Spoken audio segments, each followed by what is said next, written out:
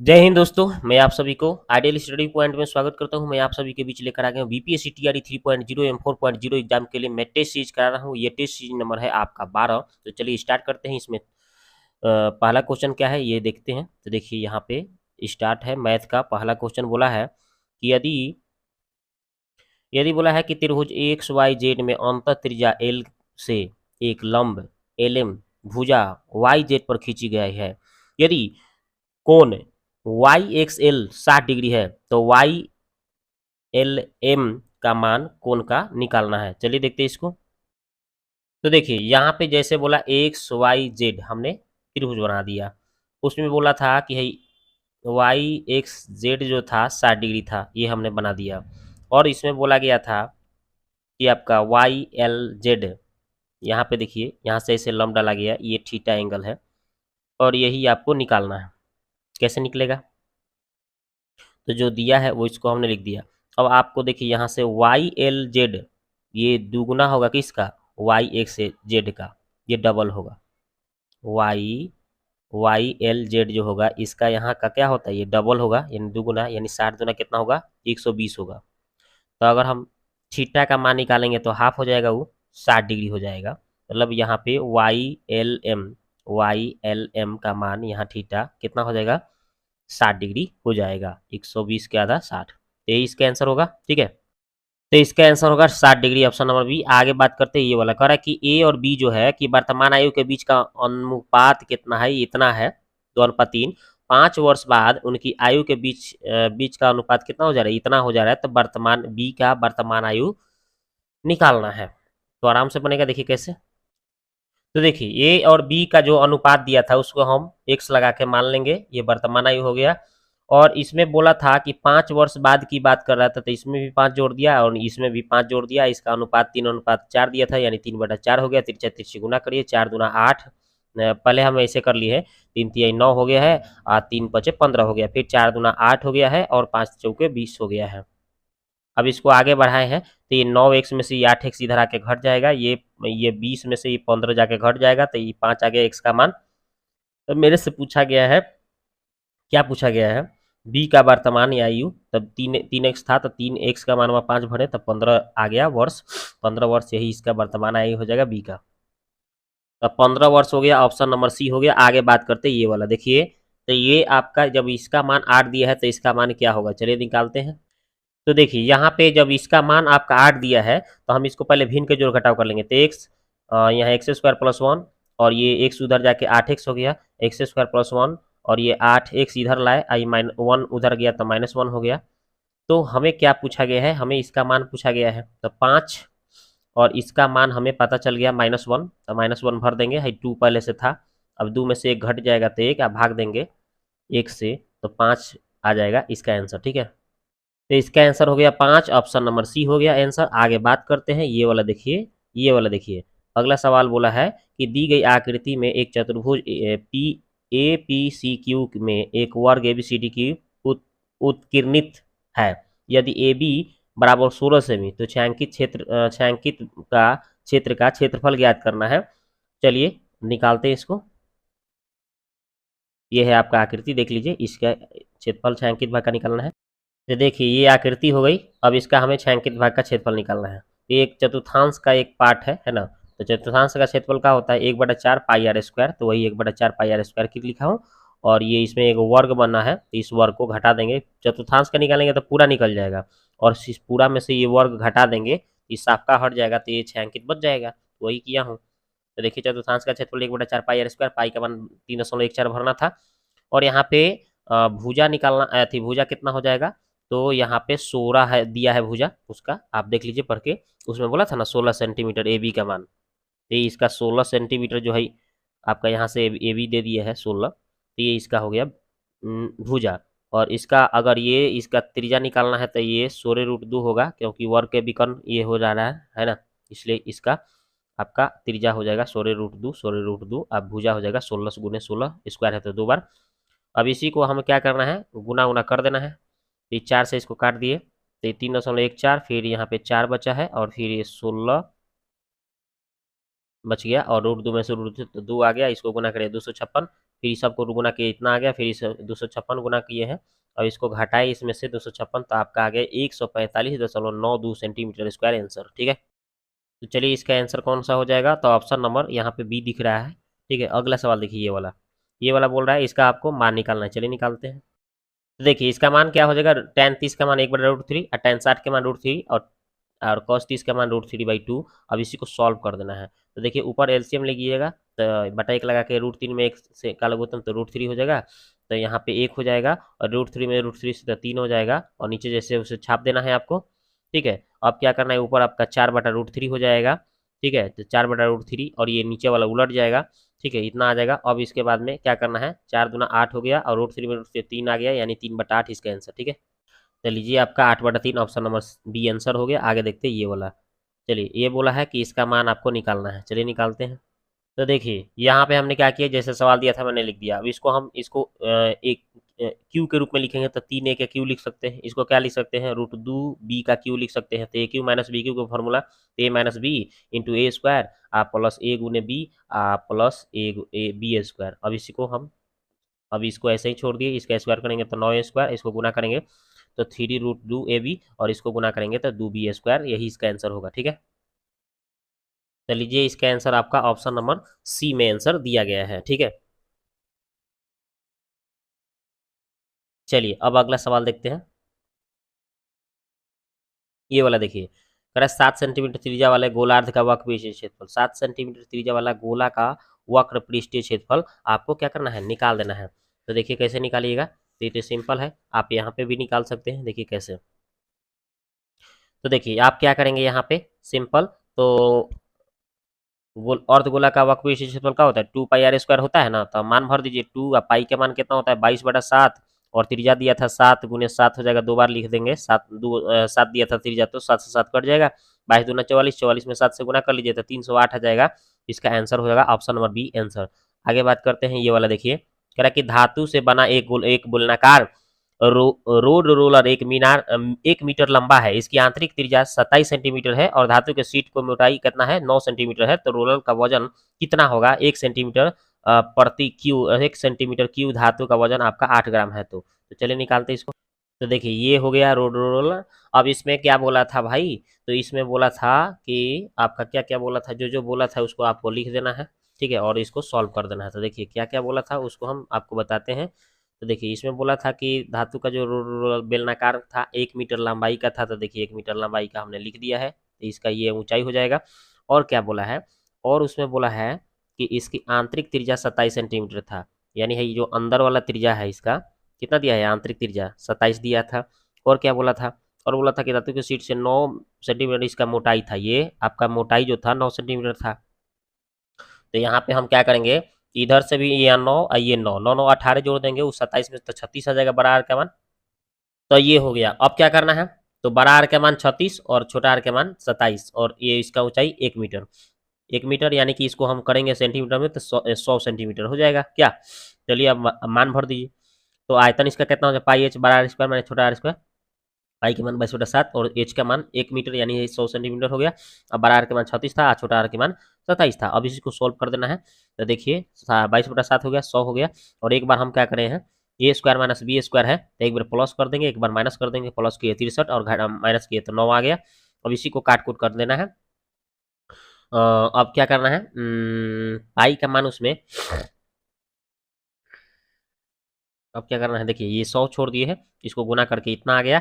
और ये पाई का मान नहीं भरना था, तो पाई ही छोड़ दीजिएगा। ठीक है, आगे बढ़िए। देखिए तो 1 सेंटीमीटर धातु का वजन 8 ग्राम, इसमें बोला था कि 1 सेंटीमीटर क्यूब धातु का वजन 8 ग्राम बोला था। तो इतना सेंटीमीटर क्यूब का कितना होगा, तो देखिए इसको हम सबसे गुना किए हैं, तो इतना सेंटीमीटर क्यूब बराबर 8 ग्राम से गुना कर लेंगे।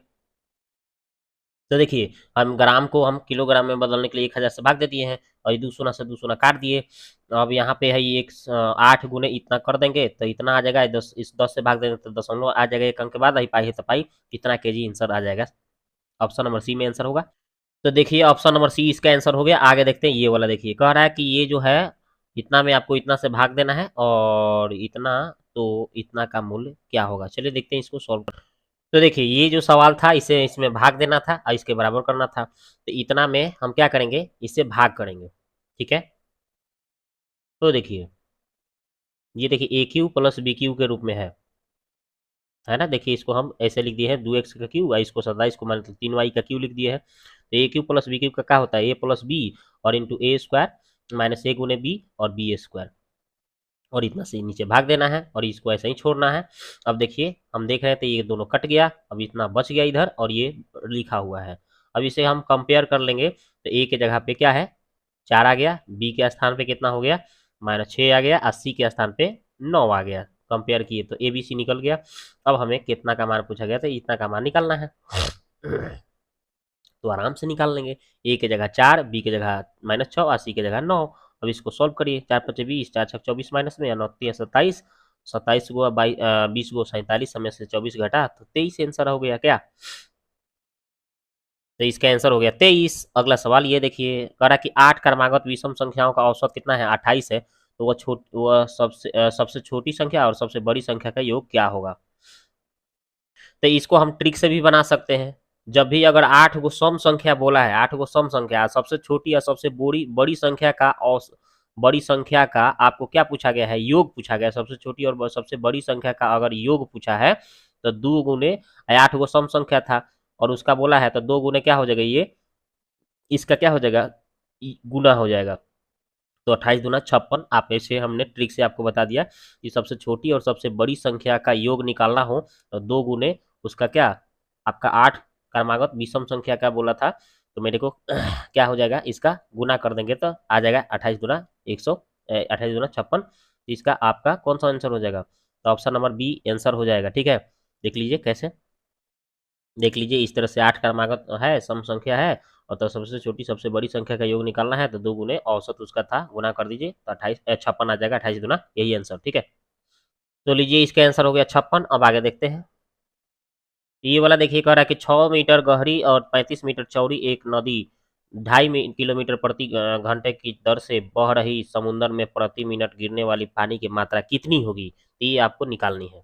ठीक है, तो ये कैसे निकालेंगे देखिए, तो समुद्र में प्रति मिनट गिरने वाली पानी की मात्रा निकालना है, तो क्या है भाई, तो इसको हम क्या करेंगे देखिए, 6 मीटर बोला था, गहराई था, है ना, और उसकी चौड़ाई था, है ना, यानी ऊंचाई गहराई गुने, और उसका कितना की चाल था 2.5 किलोमीटर प्रति घंटा था। किलोमीटर को मीटर मतलब 1000 से गुना करो, और घंटा को मिनट में बदलने के लिए 60 से भाग कर दो, और ये दशमलव हटाने के 10। अभी सबको हम काट कूट कर रहे हैं, सोना से सोना कट गया, तो आपका क्या हो गया, उसके बाद हो जाएगा आपका कौन सी ये 6 से 6 काट दीजिए, तो 35 गुने यहाँ 25 और यहाँ पे 10 बचा है, सबको गुना करिएगा तो आपका 8750 मीटर क्यूब आंसर होगा। ठीक है, तो 8750 ऑप्शन नंबर सी आंसर हो गया। आगे देखते हैं, ये वाला कह रहा है कि एक इमारत के शीर्ष पर एक पोस्टर लगा है, एक व्यक्ति इमारत से आपका 50 मीटर की दूरी पर जमीन पर खड़ा है, पोस्टर के ऊपरी सिरे और पोस्टर के निचली सिरे का उन्नयन कोण आपका 45 और 30 डिग्री का बना हुआ है। तो बोल रहा है कि पोस्टर की ऊंचाई 200 मीटर प्रति सेकेंड 200% कितना है, उतना का 200% कितना है। चलिए देखते हैं। तो देखिए दोस्तों, इसमें हम कैसे बनाएंगे, तो देखिए इसमें जैसे बोला था उसके अनुसार हमने चित्र बना दिया। ठीक है, अब इसमें बोला गया था, क्या बोला गया था, देखिए हम एक बार फिर से आपको क्वेश्चन पढ़ के समझा देते हैं। इसमें बोला गया था दोस्तों कि आपका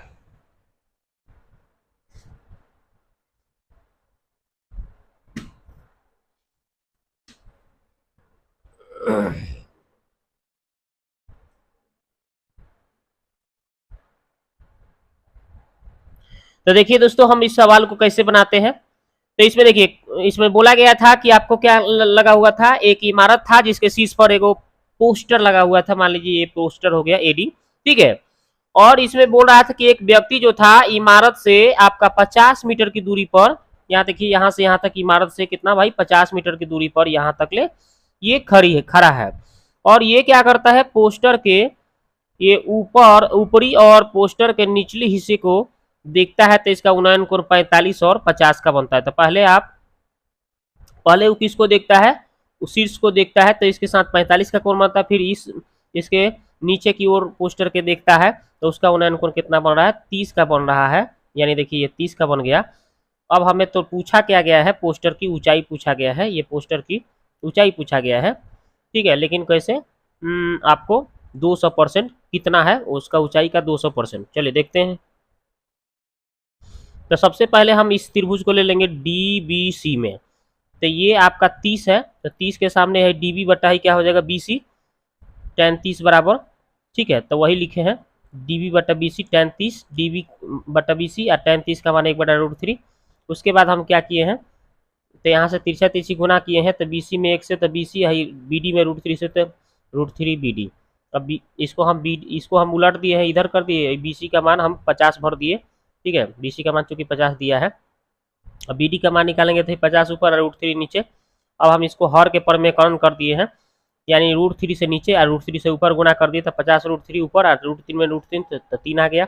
अब एक बार हम बड़ा जो ये वाला बड़ा त्रिभुज है इसमें अब उठा लेंगे। तो बड़ा त्रिभुज क्या है भाई, ए बी सी में, तो ये आपका ये हो जाएगा इसका लंब, यानी पी, यानी ए बी बटा इसका आधार हो जाएगा बी सी, और कितना लेना है 45। तो वही ले लेंगे tan 45 ए बी बटे बी सी, ए बी का मान ऐसे ही छोड़ दिए, बी सी का मान 50 दिया था, और यानी ए बी का मान 50 आ गया। और हम देख रहे हैं कि ए डी का मान निकालेंगे, तो ए बी में से बी डी घटा देंगे तो ए डी निकल जाएगा। देखिए कैसे, तो देखिए आपको हम बताते हैं कैसे। तो देखिए ये अगर आप इस ए डी का मान निकालना चाहते हैं, तो ये टोटल यहाँ से यहाँ तक ले में से भाई क्या करेंगे, ये वाला आप घटा देंगे तो ये पता चल जाएगा। उसी तरह से हमने क्या किया है, यहाँ पे लिख दिया है कि ए डी बराबर A B minus B D. तो ए बी का मान 50 है, और बी डी का मान हम ऊपर निकाले थे ना 50√3/3, वो भर दिए। अब 3 में 50 से करेंगे तो 150, आए 3 का लघुत्तम हो गया ना, तो 50√3 यही हो गया। अब इसमें हमें कॉमन मिल रहा है 50, तो 50 कॉमन ले लिया, तो 3 माइनस √3/3। अब ये ऊंचाई निकल गया है एडी। अब हम क्या करेंगे, इसका इस ऊंचाई का 200%, तो ये ऊंचाई जो आया है इसका 200% यानी 200/100 करिए, तो यहाँ पे काटिएगा तो 200 से 200 यानी 2 बच गया, तो 2 से 50 में गुना कीजिएगा तो 100 इंटू कितना हो जाएगा 3 माइनस √3/3, यही इसका आंसर होगा, ठीक है। तो लीजिए इसका आंसर कौन सा हो गया, ऑप्शन नंबर ए। अब आगे देखते हैं ये वाला सवाल, कह रहा है कि 4 अंकों की सबसे बड़ी संख्या कौन सी है जो 6, 7, 8 से विभाजित करने पर 4, 5, 6 शेष बचता है। तो चलिए देखिए निकालते हैं। तो देखिए 6 में से 4 घट गया तो 2 आएगा, ठीक है। 7 में से 5 घटा तो 2 आएगा, 6 में से अब 8 में से 6 घट रहा है तो 2 आ जा रहा है। मतलब प्रत्येक शेष की स्थिति में ये जो आ रहा था इसे भाग देने पर, तो शेष सब हमेशा प्रत्येक स्थिति में 2 आ रहा है बच के, है ना, माइनस करने पर। तो 6, 7, 8 का एलसीएम निकालिएगा तो आपका कितना हो जाएगा 168 आएगा। अब उसके बाद में इस 4 अंकों की सबसे बड़ी संख्या लिखिएगा तो कितना होगा, 4 × 9 हो जाएगा, और 168 में 4 × 9 में भाग देंगे तो आपका कितना आएगा, भाग देके शेष आ जा रहा है 87। तो ये आपका 4 × 9 में से ये 87 शेष हटा देंगे, लेकिन प्रत्येक स्थिति में ऊपर भी शेष हमें कितना आ रहा था 2, ये भी 2 हटा लेंगे, तो यानी कि 89 घट जाएगा, यानी 9999 में, तो आपका आ जाएगा 9910 इसका आंसर, ठीक है। तो लीजिए इसका आंसर हो गया ऑप्शन नंबर ए। आगे देखते हैं ये वाला, कह रहा है कि पी और क्यू के लाभ का अनुपात दिया है 5:8, उनके निवेशी सामायिक अनुपात कितना दिया है 3:5। तो निवेश का अनुपात पूछा गया है, तो देखिए कैसे बनाएंगे। तो देखिए यहाँ पे जो लाभ का अनुपात दिया है 5:8 और निवेश का दिया था 3:5, ठीक है।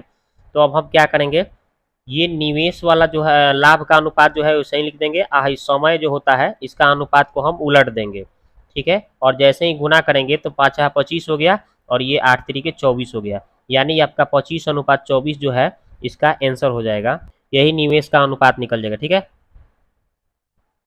तो लीजिए इसका आंसर आपका कौन सा हो गया, 24:25। 24 नहीं, इसका आंसर आया था आपका 25:24, यानी इसका उत्तर होगा आपका कौन सा, तो इसका उत्तर हो जाएगा ऑप्शन नंबर ए, इसका आंसर हो गया, ठीक है। अब देखते हैं अगला सवाल। तो अगला सवाल क्या कहा गया है, इसको ध्यान से देखते हैं। तो अगला सवाल देखिए, ये बोल रहा है कि त्रिभुज ए बी सी में ए बी का मान 7 है, बी सी का मान 10 है, और ए सी का मान 8 है। तो ए डी जो है आपका त्रिभुज इसका कोण बी ए सी कोण का संविभाजक है। तो बी सी पर एक बिंदु डी है, तो डी सी बटा 4 का मान क्या होगा, चलिए निकालते हैं।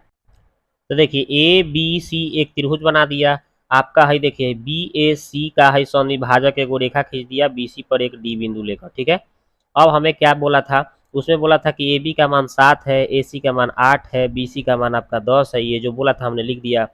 और हमें क्या करना है, अब देखिए ये जो टोटल 10 है, तो हम अगर यहाँ से यहाँ तक अगर x मानते हैं तो ये क्या हो जाएगा, 10 माइनस एक्स हो जाएगा ये, ठीक है। तो इस तरह से अब हम क्या करेंगे, ये समकोण समविभाजक प्रमेय से हम यहाँ पे सूत्र लगा देंगे, ए बी बटा ए सी और बी डी बटे डी सी, यानी ये आपका ए बी बटे है ए सी और है बी डी आई बटे डी सी। इसके हिसाब से सूत्र लगा के अब मान भर दिए। अब तिरछा तिरछी गुना मारेंगे, तो 7 में x से, तो 7x, 8 में इससे करेंगे 80, 8x। अब इसके बाद में 7x इधर से 8x आके जुड़ जाएगा, तब 15x इधर 80। अब इसको जब हम भाग देंगे तो आपका 16/3 आ रहा है काट कूट करने पर। तो ये आपका x यानी DC का मान आपका आ गया 16/3, लेकिन मेरे को चाहिए था DC/4। तो DC का मान आपका 16/3 नीचे चल गया, ये 4 है तो 4 से काटेंगे तो 4/3 सेंटीमीटर इसका आंसर होगा, ठीक है। तो लीजिए इसका आंसर आपका 4/3 हो गया, ऑप्शन नंबर ए इसका आंसर हो गया, ठीक है। अब देखते हैं अगला सवाल। अगला सवाल क्या कह रहा है, ये वाला देखिए, कह रहा है कि एक लंबवृत्तीय बेलन के आधार का परिधि इतना है और उसका आयतन आपका इतना है, तो बोला कि बेलन का वक्र पृष्ठीय क्षेत्रफल कितना है। चलिए निकालते हैं। तो देखिए बेलन के आधार के परिधि इतना दिया था, परिधि का सूत्र होता है 2πr, और मान भरेंगे हम 2 और पाई का मान 3.14 दिया था, तो 3.14 भरेंगे और आ रहेंगे छोड़ दिए, जैसे है उसे छोड़ दिया। अब इसको हम 2 से इसको काटेंगे तो इतना आ गया, फिर इसे इसको काट लिए तो फिर ये आपका 10 आ रहा है, ठीक है। कितना बार में कट के आ रहा है, 10 आ रहा है। ये सब काट कूट करने पर आपका 10 आ जा रहा है त्रिज्या, आप काट के देख लीजिए। आयतन इसका दिया था इतना, अब पाई का मान भर दिया और आर का मान हमें 10 आया है, स्क्वायर है तो 2 बार लिख दिए। एच निकाल लेंगे यहाँ से। अब जैसे ही इसको हम क्या करेंगे, 10 इससे गुना करेंगे, 100 से करेंगे तो ये दशमलव हट जाएगा, और एच का मान निकालना है तो इससे भाग देंगे, 28 बार में कट जाएगा, एच का मान 28 आ गया। अब बेलन का वक्र पृष्ठीय क्षेत्रफल 2πr/h, तो 2 पाई के मान भर दीजिए 3.14, आर का मान 10, एच का मान 28। अब इस सबको गुना करिएगा तो कितना आ जा रहा है, तो 1758.4 सेंटीमीटर स्क्वायर आंसर।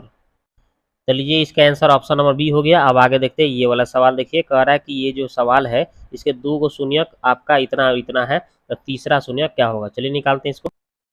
तो देखिए इसका 2 शून्यक दिया हुआ है, कितना, एगो √7 है, एगो -√7 है। तो गामा यानी कि अल्फा बीटा दिया है तो गामा निकालना है, तो alpha plus beta plus gamma बराबर होता है -b/a। अब देखिए अल्फा के मान कितना आया है, देखिए √7, और बीटा के मान -√7, और गामा हमें जो निकालना है छोड़ दिए। बी के स्थान पे -7 दिया था, तो भले बी के स्थान पे कितना दिया है, यहाँ पे 1 दिया है, तो 1 माइनस है तो माइनस, और ए के स्थान पे भी 1 दिया है तो 1 लिख दीजिए, और 1 में 1 से भाग दीजिएगा तो 1 आएगा, माइनस है तो माइनस, और ये दोनों प्लस माइनस कट के यानी गामा का मान आ जाएगा -1, ठीक है। तीसरा शून्यक यही होगा। तो तीसरा शून्यक -1 आएगा, जो कि ऑप्शन में कहीं नहीं दिया है, तो इसलिए इसका उत्तर ई कर लीजिए। अगला सवाल देखिए, ये वाला देखिए, कह रहा है यहाँ पे देखिए 2 रेखाएं दिया है तो इसके बीच का कोण निकालना है, तो चलिए निकाल के देखते हैं। तो देखिए यहाँ पे हमने क्या किया भाई, तो यहाँ पे क्या किया, देखिए यहाँ पे पहले यहाँ से m1 निकाल ले रहे हैं, मतलब पहले का ढाल निकाल रहे हैं। तो क्या होता है -a/b, तो a के जगह पे -4 दिया है तो माइनस माइनस +4 हो जाएगा, b के जगह 2 दिया है, और तो 4/2 काटेंगे तो 2 आ रहा है। फिर अब दूसरा ये जो समीकरण है यहाँ पे m2 निकालेंगे, -a/b, तो -3 बटा, यहाँ पे इसमें एक सटल है तो 1 में भाग देंगे तो -3 आ जाएगा m2 का मान। अब यहाँ पे थीटा कोण निकालने के लिए tan थीटा बराबर ये सूत्र होता है, तो m1 के मान 2 आया है और m2 के मान -3 आया है, माइनस माइनस प्लस हो जाएगा ऊपर, ये 1 है तो 1, ये m1 के मान 2 और m2 के मान -3। अब इसको आगे बढ़ाइएगा तो कितना हो जाएगा, देखिए तो माइनस माइनस प्लस यानी 3 2 5 हो गया, हाई देखिए 1, हाई देखिए 3 दूना प्लस माइनस माइनस हो जाएगा, 3 दूना 6। अब इसके बाद में इसको जैसे ही घटाएंगे तो -5, 5 से 5 कट के -1 आ गया। अब यहाँ पे tan थीटा ये 135 डिग्री का मान -1 होता है tan में, तो ये tan से tan खत्म, तो थीटा का मान 135 आंसर होगा, ठीक है। तो यहाँ पे 135 हो जाएगा। अगला सवाल देखते हैं, ये वाला देखिए, वर्ग चिन्ह का सूत्र होता है ऊपरी सीमा प्लस निम्न सीमा बटा 2, तो निम्न सीमा आपका पहला ही ऑप्शन दिया है। अगला सवाल देखिए, कह रहा है कि 2 परिमेय संख्याओं के बीच कितनी परिमेय संख्या, तो ये तो अनंत होता है। कोई भी 2 परिमेय के बीच में पूछेगा कि परिमेय चाहे अपरिमेय, तो अनंत होता है, ठीक है। अगला सवाल देखिए, ये बोल रहा है कि किस चतुर्थांश में स्थित है, तो हमने आपको बताया था कि अगर दोनों प्लस तो प्रथम चतुर्थांश, पहले माइनस बाद में प्लस तो द्वितीय, ठीक है। और तृतीय की बात बताया था, दोनों माइनस होगा तो तृतीय चतुर्थांश बताइएगा। और चतुर्थ में बताया था कि दोनों नहीं, एगो प्लस और पहले प्लस और बाद में माइनस, तो इसको चतुर्थ में बताना है। तो क्या बोला है, पहले प्लस बाद में माइनस यानी चतुर्थ पाद में होगा, यानी चतुर्थ, यानी ऑप्शन में कहीं नहीं दिया है, इसलिए इसका उत्तर ऑप्शन ई कर लीजिए। अगला सवाल है, कह रहा है कि इसका आपका परिसर निकालना है। तो परिसर आपका सबसे ज़्यादा में से सबसे कम वाला घटा दीजिए, परिसर निकल जाएगा। तो सबसे बड़ा अंक कौन सा है भाई? 30 है। तो 30 और में सबसे छोटा कौन सा है? सबसे छोटा आपका 9 दिख रहा है। अब इसको घटाइएगा तो एक कितना आ रहा है? 21 आ रहा है। सबसे बड़ा तो आपका 30 है और सबसे बड़ा 30 में से सबसे छोटा आपका 9 घटा रहे हैं तो 21 आ रहा है। तो इसका ऑप्शन में कहीं नहीं दिया है, नहीं दिया है, परिसर है ना निकालना है भाई। तो सबसे बड़ा आपका देखिए रहे 30 है और सबसे बड़ा में से आपको सबसे छोटा घटाना है 9, तो कितना आ रहा है? 21 आ रहा है। तो इसलिए इसका उत्तर ई होगा, ऑप्शन में कहीं नहीं दिया है, 21 कहीं नहीं दिया है। अगला सवाल देखिए, ये वाला कह रहा है कि ये पहला समीकरण, ये दूसरा समीकरण, इसका हल पूछ रहा है। तो इसके लिए चेक करना होगा a1/a2। तो देखिए एक्स में क्या सरल है 1 और इस एक्स में क्या है? -3। तो a1/a2 हो गया। अब b1 देखिए कितना है? 2 है और यहाँ पे b2 कितना है? -6 है। काटिएगा तो ये भी -3 ही आ रहा है। और देखिए c1/c2 5 हो जाएगा और c2 कितना है? 1 है। तो हई दोनों तो आपस में क्या हो जा रहा है? बराबर हो रहा है। ये दोनों आपस में -1/3 और -1/3, ये दोनों बराबर हो गया। आज तीसरा नॉट इक्वल टू है। तो शुरू में दो बराबर और तीसरा नॉट इक्वल टू अगर हो जाए, मतलब शुरू वाला दोनों अगर बराबर, ठीक है, और लास्ट वाला अगर नॉट इक्वल टू हो जाए, इसको बोलते हैं कि इसका समानांतर रेखा पूछेगा तो समानांतर और हल पूछेगा तो इसका कोई हल नहीं होगा। इसलिए इसका उत्तर ऑप्शन नंबर सी होगा आंसर।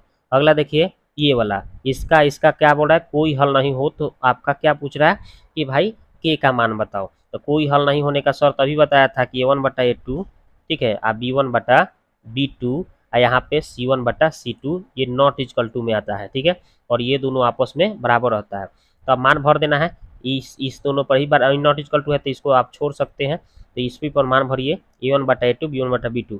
तो 3/6 a1/a2 हो गया। आई -1 है, वाई में सटल, आई इसमें -2 सटल है, माइनस माइनस प्लस हो जाएगा, ठीक है। और देखिए इसमें के तो किधर हो रहा है?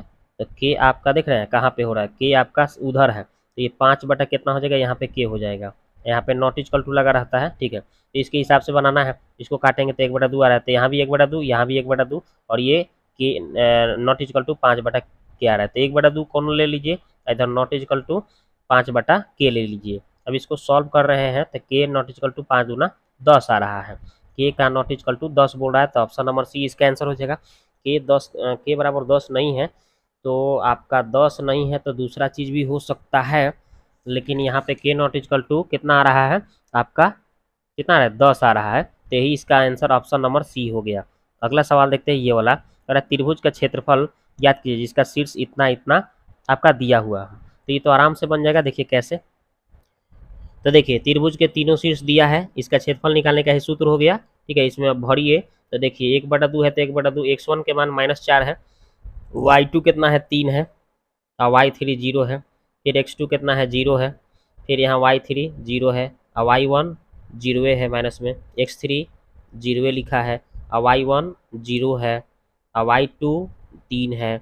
अब बस अब इसी पर सेट कर दिए। अब कर लीजिए सोल्व। 1/2 तो -4 आती है -12 हो जाएगा। हई सब 0 0 खत्म हो जाएगा, वो छोड़ दीजिए। तो -12 को बाहर मोड से बाहर निकालेंगे तो प्लस हो जाएगा। क्योंकि क्षेत्रफल कभी भी प्लस में होता है इसलिए माइनस को हटा लेंगे। 2 से काटेंगे तो 6 आ जाएगा इसका आंसर, ठीक है। तो लीजिए इसका आंसर हो गया ऑप्शन नंबर सी 6। अगला देखिए कह रहा है कि एक साथ दो पासों को उछालने पर आपका संख्याओं का जोड़ 7 होने की प्रायिकता निकालना है। तो देखिए दो को पासा को एक साथ फेंकिएगा तो उसका टोटल संभावना कितना होगा? 36 आएगा कुल संभावना, ठीक है। और इसमें घटना आपको लेना है कि दोनों पासों पर जब एक साथ उछाला जाता है तो 7 आने की जोड़। तो एक में कितना जोड़ेंगे के साथ आएगा? 6, एगो ये हो जाएगा। 2 में कितना जोड़ेंगे के साथ आएगा? 5, तो एगो ये हो जाएगा।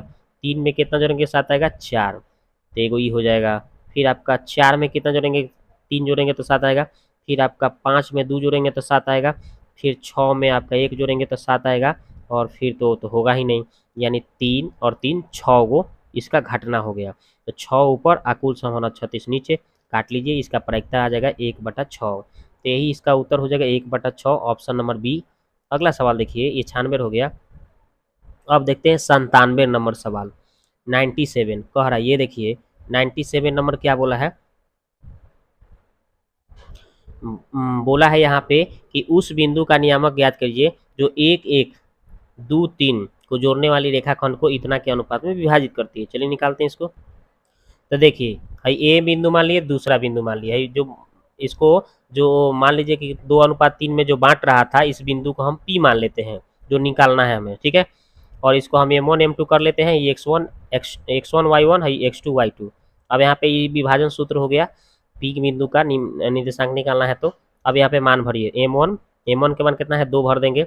देखिए x2 के मान कितना लिखा है 2 लिखा है तो 2, फिर m2 कितना लिखा है 3 तो 3, ये x1 फिर कितना है x1 1 है तो 1 रखेंगे, फिर m1 प्लस m2 यानी 2 प्लस 3 नीचे लिख देंगे। फिर इसी तरह से आपका m1 कितना है 2 तो 2 रखेंगे, फिर y2 फिर 3 लिखा है तो 3 गुना में, ये प्लस है तो प्लस, फिर आपका m2 3 है तो 3, फिर y1 आपका 1 है तो 1, और फिर m1 प्लस m2 यानी 2 प्लस 3।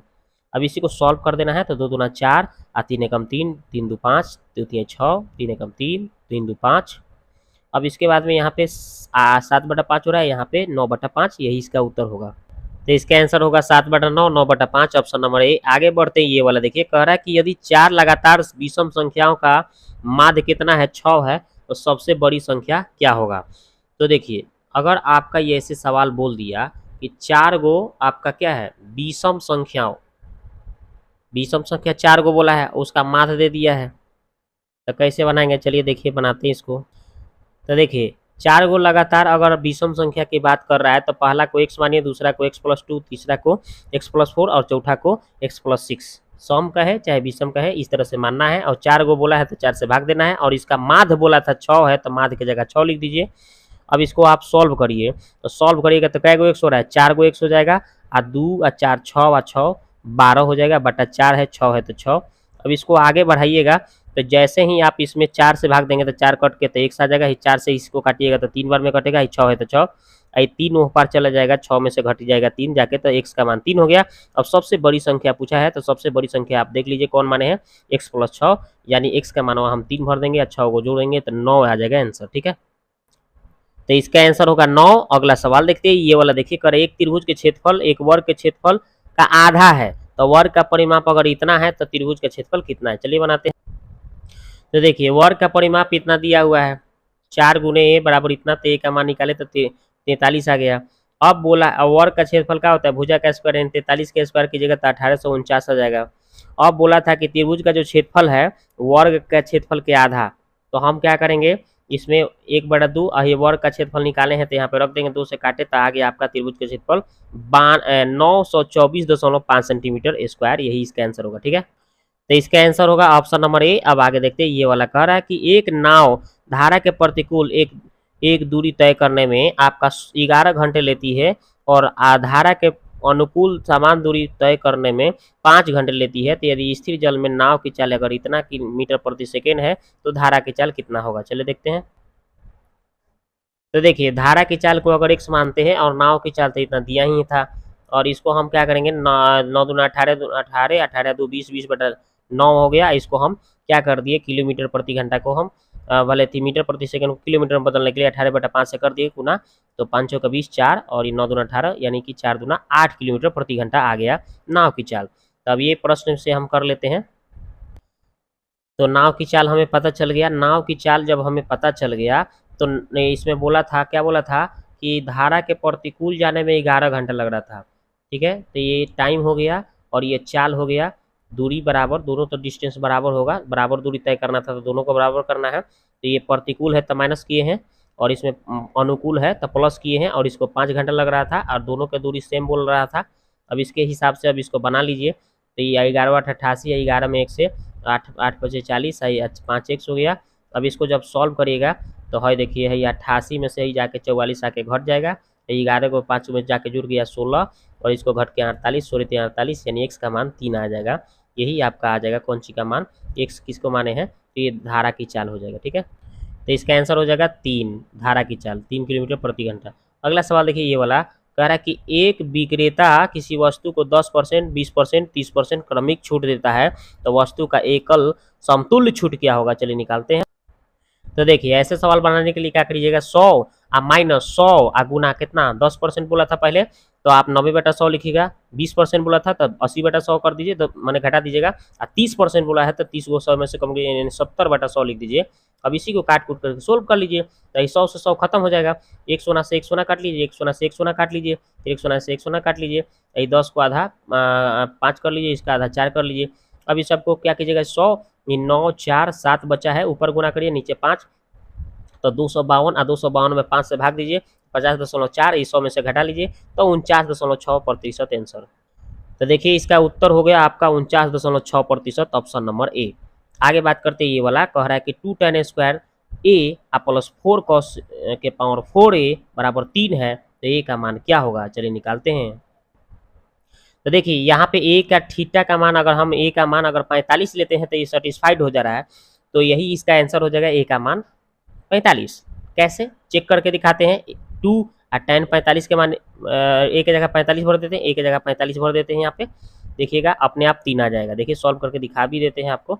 तो tan 45 के 1 हो गया, और यहाँ पे 4, और ये cos 45 के मान 1/√2, तो स्क्वायर करेंगे 1 का तो 1 आएगा, 2 एकम 2 हो जाएगा, और इसको 4 हमने कर दिया, इसका पावर 4 बार करेंगे तो 1 का 4 बार गुना करेंगे तो 1 आएगा, और √2 को 4 बार गुना करेंगे तो 4 आएगा, और 4 से 4 कट जाएगा तो यहाँ 1 आएगा, तो 1 और 2 3 हो जाएगा, यानी कि बिल्कुल देखिए सेटिस्फाइड कर रहा है ना, इसलिए इसका उत्तर 45 होगा। ठीक है, तो इसलिए इसका उत्तर ऑप्शन नंबर सी हो गया। आगे देखते हैं, ये वाला कह रहा है कि 15 और 120 का तृतीय अनुपाती निकालना है। 15 और 120 का तृतीय अनुपाती, तो तृतीय अनुपाती जब भी निकालना हो, तो ये तो बहुत ही आसान तरीका से हम आपको बताए हैं। क्या करना है, ये बी को, मतलब ये बी जो है ना, बी का स्क्वायर बटा ए, अब इसी को निकाल देना है। तो बी का स्क्वायर यानी बी की जगह कितना है 120, और फिर एक बार 120 और बटा में ए यानी 15, 15 8 120, और ये 12 8 96 जीरो, यानी 960 आएगा। गुना गुना मारेंगे तो इसका आंसर ऑप्शन नंबर ए। अगला सवाल है ये वाला, देखिए कह रहा है कि साइन ए माइनस बी का मान 1/2 है, और साइन ए प्लस बी का मान 1 है, तो ए और बी का मान क्या होगा। तो ये सिंपल आराम से बना सकते हैं। साइन ए, देखिए ये 1/2 साइन कितना का मान होता है 30 का, यानी ए माइनस बी का मान हो जाएगा आपका 30। ठीक है, शॉर्टकट में हम बता रहे हैं। और ये देखिए साइन ए प्लस बी है, तो इधर साइन एक कितना के मान होता है 90 का, तो साइन से साइन कट जाएगा, तो यानी ए प्लस बी का मान 90 हो जाएगा। ठीक है, ये हो गया। अब जैसे ही इसको सॉल्व करिएगा तो इसको काटिएगा, तो ये 2a आ जाएगा, और यहाँ पे 90 गो 30 गो 120 गो काटिएगा यहाँ, तो 60 आएगा। ए का मान 60 हो गया। ठीक है, और ए प्लस बी आपका 90 दिया था, तो जब ए 60 है तो बी कितना होगा 30, यानी ऑप्शन नंबर ए इसका आंसर। ठीक है, अगला सवाल देखिए ये वाला, करा कि 4.9 सेंटीमीटर त्रिज्या एवं 144 केंद्रीय कोण वाले एक वृत्त के त्रिज्यखंड का परिमाप क्या होगा, चलिए निकालते हैं इसको। तो देखिए त्रिज्यखंड के चाप के लंबाई थीटा बटा 360 2 पाई आर होता है। थीटा का मान 144 भरना है, 360 ये 2, पाई का मान 22/7, और ये त्रिज्या आपका 4.9। अब इसको आगे जब सॉल्व करिएगा, काट कूट करिएगा, तो सबको सॉल्व करने पर आपका कितना हो रहा है, यहाँ पे 5 बच जा रहा है, ये 7 से काटे सब 0.7 हो जा रहा है, और ये आपका 22 दूना 44 दूना 88, और नीचे 5 है। इसको सॉल्व करिएगा तो आपका कितना आ जा रहा है, देखिए 61.65 से भाग देने पर 12.32 सेंटीमीटर, यही आंसर होगा। तो देखिए त्रिज्यखंड का परिमाप का होता है एल प्लस 2r, तो बस यही इसका एल की जगह पे हम भर देंगे 12.32, और 2 एल का मान 4.9 था। अब इसको हम सॉल्व करेंगे तो गुना करेंगे तो 9.8, इसको जोड़ेंगे तो 22.12 सेंटीमीटर स्क्वायर आंसर, सेंटीमीटर आ जाएगा आंसर। तो इसका आंसर ऑप्शन नंबर सी हो गया। आगे देखते हैं ये वाला, एक समरूप त्रिभुज ए बी सी और डी ई एफ के भुजाओं का देखिए अनुपात दिया है √3/√5। तो यदि बोल रहा है कि त्रिभुज ए बी सी का क्षेत्रफल अगर 90 है, तो डी ई एफ का क्षेत्रफल क्या होगा, चलिए निकालते हैं। तो देखिए ए बी सी की त्रिभुज का क्षेत्रफल और एक बार डी ई एफ का क्षेत्रफल √3 बटा कितना दिया था √5, तो इसका भुजाओं का स्क्वायर हो जाता है, तो इधर से स्क्वायर हटेगा तो इधर अब देखिए स्क्वायर से तो क्या हो जाएगा 3/5 हो जाएगा, जब स्क्वायर से रूट खत्म हो जाएगा। अब इसका मान ए बी सी का क्षेत्रफल दिया था 30, अब 30 भरे, इसको काटेंगे, भले 90 दिया था, तो 90 को काटेंगे 3 से तो 30 बार में कट जाएगा, 30 बचे कितना हो जाएगा 150, इसका क्षेत्रफल 150 आ जाएगा डी ई एफ का, तो इसका आंसर हो जाएगा 150। अगला सवाल देखिए, हरी ने 18,000 रुपया में एक कार्डबोर्ड खरीदा। और उसने 5,000 रुपये के परिवहन पर और 2,000 रुपया इसकी मजदूरी पर खर्च किया। उसने इससे 500 डिब्बे बनाए और इन्हें 60 रुपये प्रति डिब्बे के दर से बेच दिया, तो उसका लाभ प्रतिशत क्या होगा? तो देखिए कुल आपका क्रय मूल्य कितना हो जाएगा? 18,000 में खरीदा था, 5,000 रुपया उस पर क्या खर्चा किया था? तो 5,000 रुपया उस पर आपका 5,000 रुपया काथी का खर्च किया था? उसके परिवहन पर, आ 2,000 रुपया मजदूरी पर, यानी टोटल जोड़ जाड़ के कितना आ रहा है? 25,000। हाँ, अब उसके बाद एक डिब्बे का क्रय मूल्य निकालना है, तो 5,000 से 500 से भाग दे देंगे तो 50 रुपया आ जा रहा है। और एक डिब्बे का विक्रय मूल्य कितना है? 60 रुपया दिया था। अब इसके बाद में क्या हो जाएगा? इसमें अंतर कितना का है देखिए, तो 10 का अंतर आ गया। ठीक है, 10 का अंतर हो गया, यानी 10 रुपया उसको फायदा हो रहा है। तो ये लाभ प्रतिशत 10/50 क्रय मूल्य और गुने 100 काट कूट करेंगे तो 20% इसका आंसर। ठीक है, तो देखिए इसका आंसर कौन सा हो जाएगा? 20%, ऑप्शन नंबर बी। आगे देखते हैं ये वाला सवाल। देखिए कह रहा है कि 1 और 12 को छोड़कर 12 के गुणनखंडों की संख्या ज्ञात करना है। तो चलिए निकालते हैं इसको। देखिए तो 12 के गुणनखंड में क्या हो जाएगा? 1 2 3 4 6 12, ये सब हो जाएगा। तो 1 और 12 को छोड़कर आपको कौन कौन बच रहा है? ये 2 3 4 6 बच रहा है। 2 3 4 6, तो इसके संख्या कितना है भाई? तो 4 गो है, यही इसका आंसर होगा। ठीक है, तो इसका उत्तर हो जाएगा 4, ऑप्शन नंबर ए। आगे देखते हैं ये वाला सवाल। देखिए करा कि 6 सेंटीमीटर भुजा वाले एक घन से एक अधिकतम आयतन वाले अर्धगोले का काट कर बाहर निकाल दिया जाता है, तो शेष आयतन क्या होगा? चलिए निकालते हैं इसको। तो देखिए एक अर्धगोले का त्रिज्या कितना हो जाएगा? 6 के आधा कर देंगे तो कितना हो जाएगा? 3 सेंटीमीटर हो जाएगा, है ना। जो 82 दिया था तो आधा कर दिया था, त्रिज्या निकल गया 3। अब अर्धगोले का आयतन निकालना है 2/3 पाई आर क्यू। तो 2/3 और ये दिया था त्रिज्या कितना? 3, तो 3 का क्यू कितना हो जाएगा? 27। और 27 को हम क्या करेंगे? इसको 3 से काटेंगे तो 9 और 9 दूना 18, यानी 18 पाई इसका आ जाएगा। आगे अब शेष आयतन निकालना है, तो घन का आयतन बटा माइनस अर्धगोले का आयतन घटा देंगे। तो घन का आयतन ए क्यू यानी 6 का क्यू यानी 216, और अर्धगोले का आयतन हमें आया था 18 पाई, यही इसका आंसर होगा। ठीक है, तो देखिए इसका उत्तर कौन सा हो जाएगा? Option number B. अब आगे देखते हैं अगला सवाल। ये वाला देखिए कह रहा एक पिता की आयु उसके बेटे से तिगुना अधिक है। 8 साल बाद उसकी आयु बेटे की आयु का कितना 2.5 गुनी हो जाती है। तो 8 साल बाद उसके और उसके बेटे की आयु का अनुपात क्या होगा? चलिए देखते हैं इसको।